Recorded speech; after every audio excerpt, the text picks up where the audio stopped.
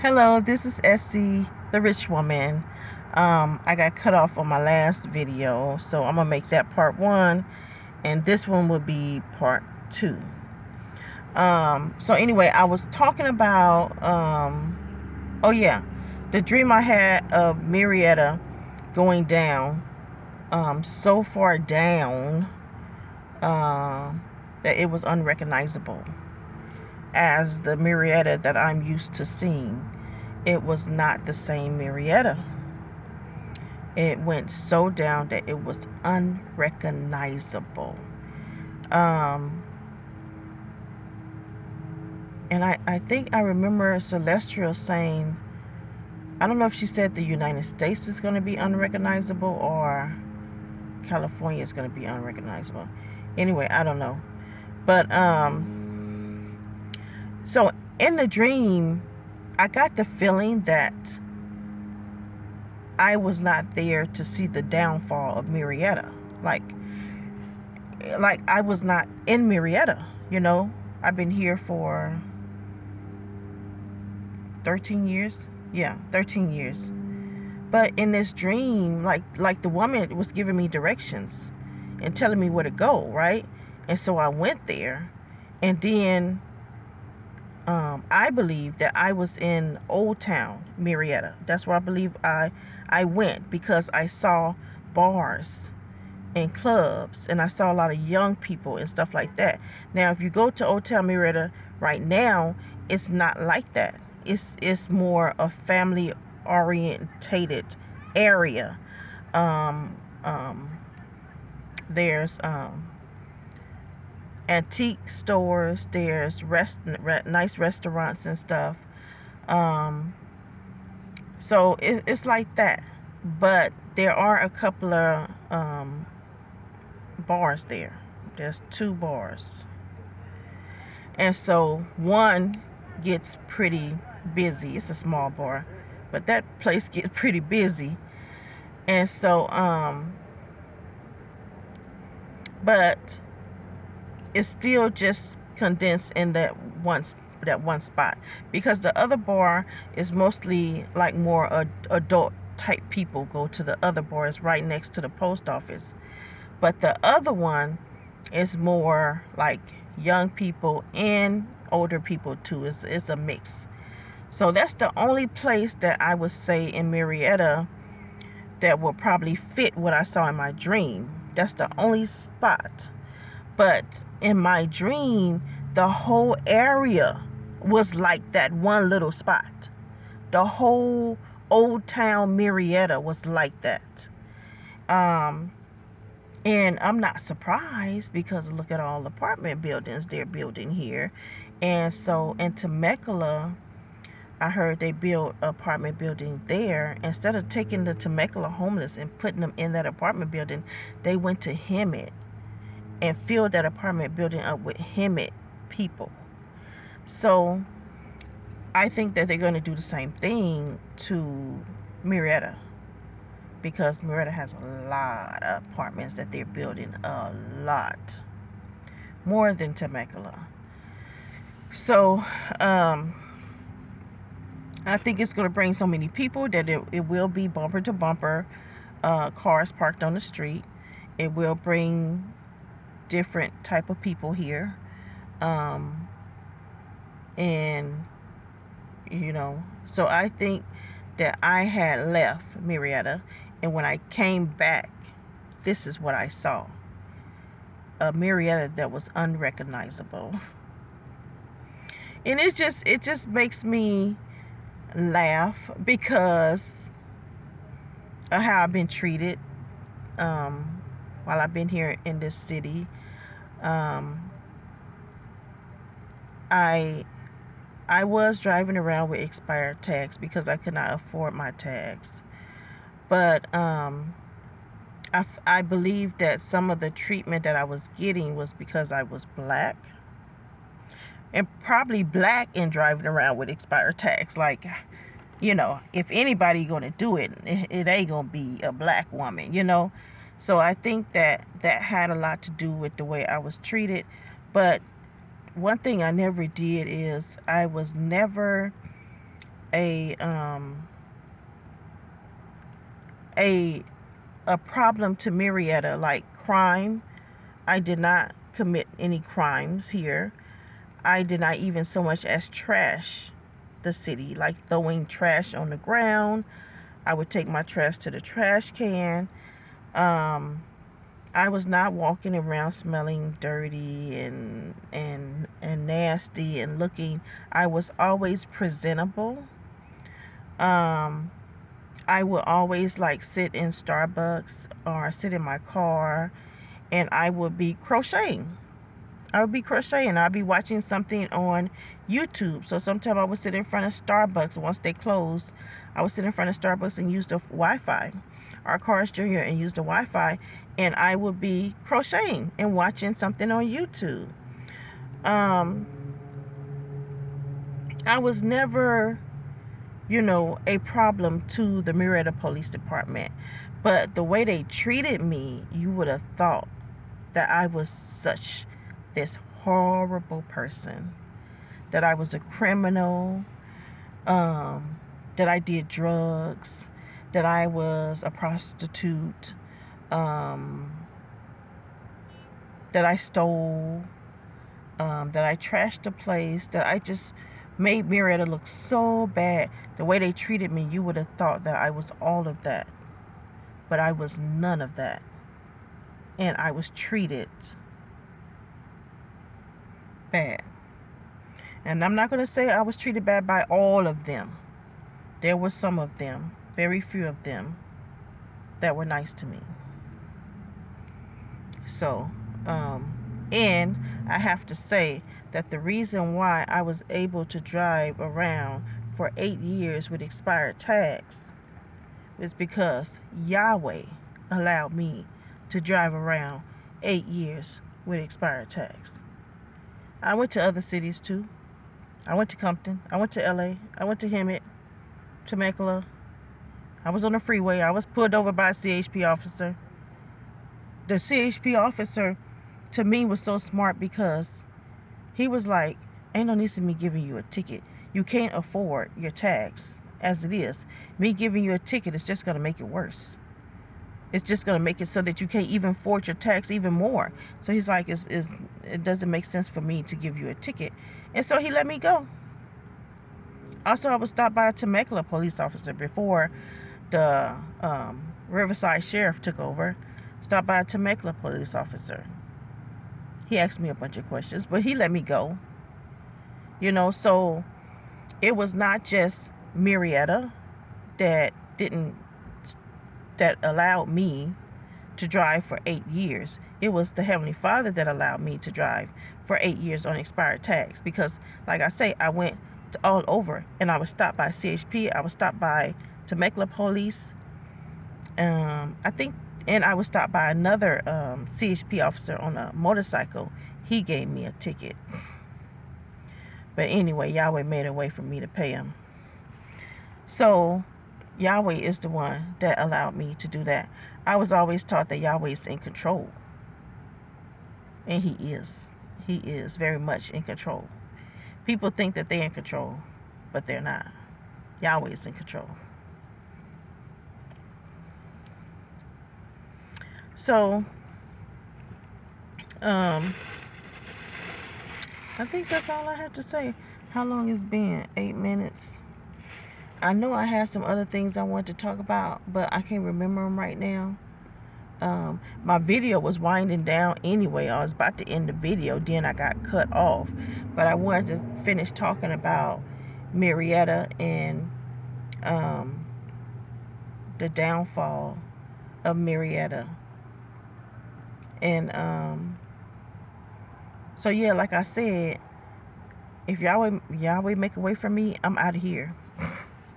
I'm leaving California, and I don't know where I'm going, but I prayed about it, and I believe that he would tell me where to go, because I just don't want to go anywhere. It's like I'm like, I don't like snow. I have never driven in snow, so I don't want to go to no real snowy state.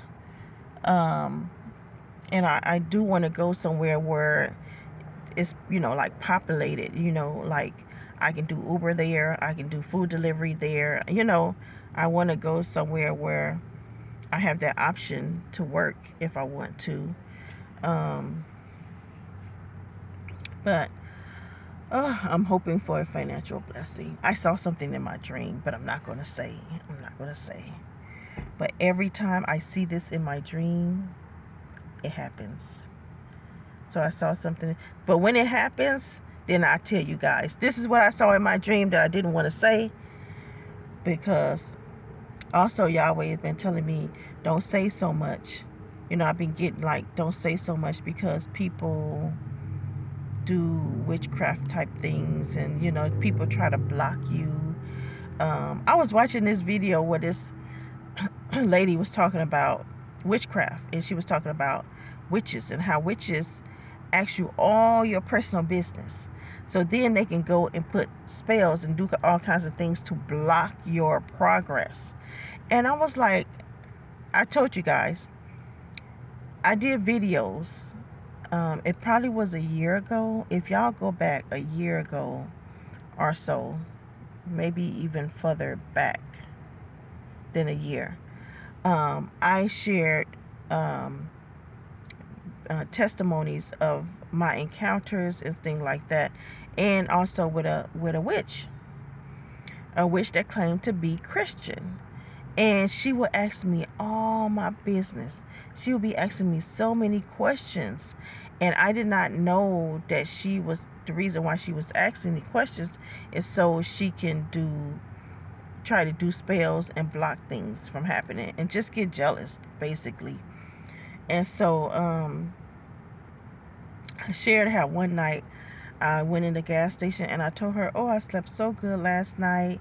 And she got jealous of that, and she put a spell, voodoo, whatever she put on me. And that night when I tried to go to sleep, it was like it was something right there waking me up every time I dozed off. It shook me, woke me up every time. Every time I tried to doze off, it woke me up. It was like something, like a spirit or something that was sitting there just waiting for me to doze off, and it would wake me up every time. And so the morning when I got up, I said, that be. I was so mad at her. I said, that be. And so I said, this is the last night that's going to work. And I knew without a doubt. I said, this is the last night. This would never work on me again. And I prayed, and I knew it in my heart. I knew it in my mind, my soul, that it would never work on me again. And it didn't. It never did. That was the last night that worked. But it let me know who she was. It let me know that she was a witch, that she was into spells and all that stuff. And she was an African woman. And so, from Ghana. And so, when we fell out, because she was jealous. I had just bought my first brand new van, and she was jealous. And so when we fell out, I knew she was going to do some more witchcraft. See, I think Yahweh had allowed that to happen to prepare me for the real one. I think he had that to happen so to let me know this is what this woman is into. So when y'all fall out, you better get to praying. Because that's exactly what I did. When we fell out, I got to praying. I was praying. I'm like, this witchcraft she is not going to get a hold of me. My prayers is going to get a hold of her. And it sure did. It got a hold of her. And she ain't even alive. She died of cancer. She died of cancer a year later. After we fell out, she died of cancer a year later. Yeah. And she knew that she was going to die too. Yeah. And I often think, is that what she tried to put on me? Did she try to put cancer on me? And it went back to her. Because the Bible say, whatever you want for someone else, you would get for yourself, basically. And what's them people name?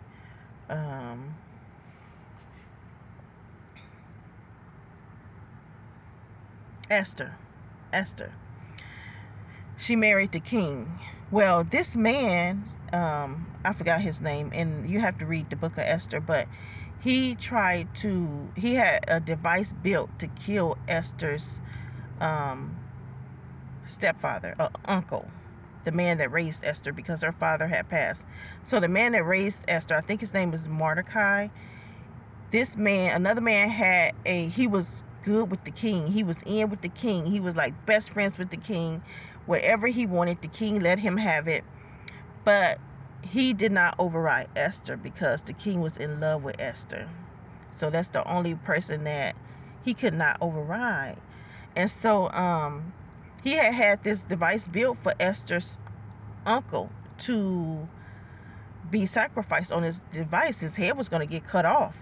And so Esther went to him and told him. Eventually, she went to him and told him about what this man is doing to the Israelites. And so that man he got his head cut off on that device, not Esther's uncle. That man got his head cut off on the very same device that he had built to kill somebody else. His head got chopped off on that device. So it's a lot of lessons in the Bible that, you know how some people will say, a lot of black people say, when you dig one ditch, you better dig two, right? So if you dig in a ditch for me, you better dig another one for yourself. But that's not correct. If you dig one ditch, you the one gonna go down in that ditch. You dig in a ditch for somebody else? No, you're gonna go in that ditch. And that's what the Bible was saying in the book of Esther. That whatever you want for someone else, that's why the Bible say bless and do not curse. Do not curse people, because you curse people, you bringing curses on yourself. If you're wishing good for people, if you're wishing for people to be blessed, that's what you're going to get in return. The Bible say you live by the sword, you die by the sword. If you're out there killing people, or doing all kinds of things to people, sexually assaulting people, those things are going to happen to you. That's how you going to die. Either you're going to be put in jail and they're going to do the same thing to you, and then you're going to die a violent, horrible death like you've been doing to other people. So whatever you put out comes back to you. So if you putting out curses on people, you wishing bad things on people, you putting spells and witchcraft and voodoo on people, that same thing is going to come back to you. Duh. That's how it works.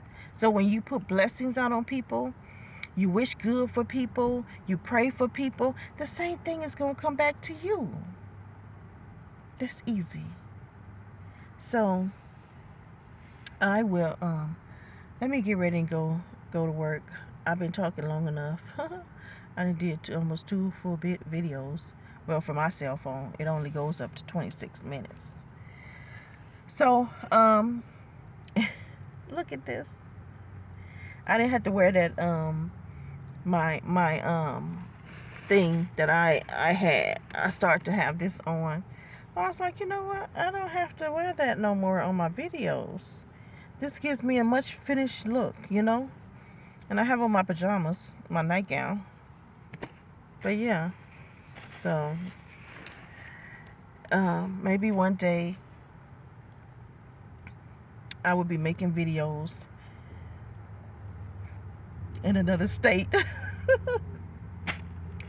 Because I'm telling you, if y'all had the resources, if you had the money and everything, I would leave. I would pray, and I would be out of here, California. All right. I will talk to you guys in another video. Bye.